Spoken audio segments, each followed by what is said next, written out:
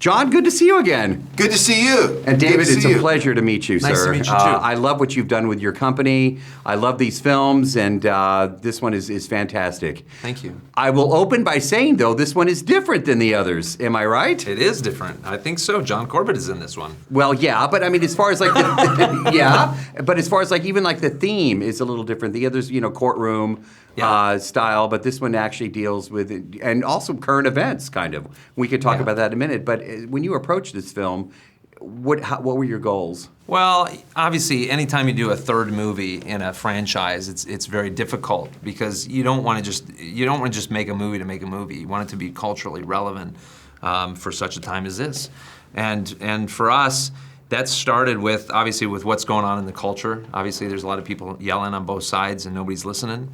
But we also wanted to tell a story that was exceptionally personal, that was organic, that was authentic, and I think that's what our culture more and more wants, is authenticity. John, what drew you to this role? You're a lawyer. You're a darn good one too. I think I'd hire you. But there's a theme of forgiveness that's strong in this film. Is that something that drew you to this? No, not so much that theme. More basic, I could just do a lot of romantic kind of comedies, light comedies, and I get tired of doing those. I appreciate him, and I'm happy for that career, but no one hardly ever offers me something more solid and deep and with more drama. So a friend of mine is a friend of our directors and called and said, hey, I want to send you the script. They don't know how to get it to you without going through the agent and blah, blah, blah. So I read it and said, man, I'm in. I just want to be part of it because I thought it was such a solid story, solid drama. I want to go back to the forgiveness, though, because things happen in the movie, and I'm not going to ruin it. You have to see the film. But I saw this film with my mom, and we had a conversation afterwards, and I said, I don't know if I could forgive. There's something that happens, and I don't think I could get past that. So is that something that you hope people take away from, that, hey, despite everything? Yeah. Yeah, no, I mean, I think there's, obviously in our relationship, I play a pastor, he plays an atheist, and we don't get along. There's a lot of controversy that happens in that, but that's also a real life thing. There's a lot of things that we don't like our neighbors for whatever reason, or, they throw something over on our lawn, or their kids just keep coming over. I mean, there's all kinds of reasons, about why we don't like somebody or something, because they've done something to us.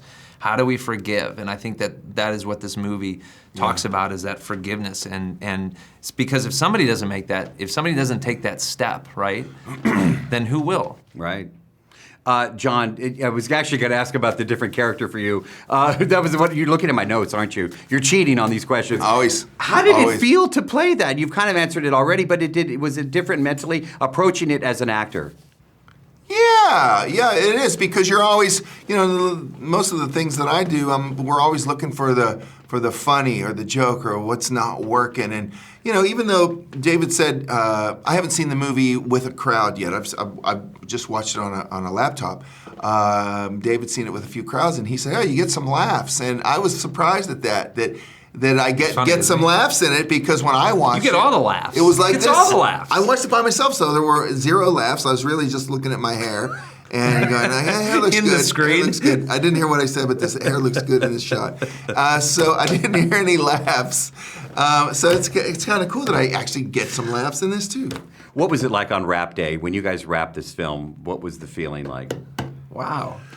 That's an interesting question. It was a relief to me, because I I was doing all the fire sequences before, right up until. So That's I was why out. I asked. Yeah, I mean, I was, they were all night shoots, and it was freezing outside. They built the sets, and then of course the flames are coming out, and I'm dragging a 200-pound man, all upstairs, all through the church, out on the steps. Let's pour some rain on him while we're at it. I kind of was happy at that point. But when we wrapped. Well, here's the thing. I wasn't as happy because we had a good time. Yeah, because you make this little instant family of 100 people that you see every day. But here's the thing that most people kind of know because they watch, Entertainment Tonight or whatever. It takes about 14 hours a day to make just a few minutes of a movie. So if you followed us around for the whole day, you'd see a lot of this, just sitting and waiting, sitting and waiting, sitting and waiting. And, that gets old after 4 or 5 weeks of just sitting. And about the third week, you keep saying to yourself, I can't wait till this thing's over. I'm bored. bored of just sitting around waiting to act for just a few minutes a day. Because the excitement's worn off, you know everybody, you've probably done most of your big scenes already.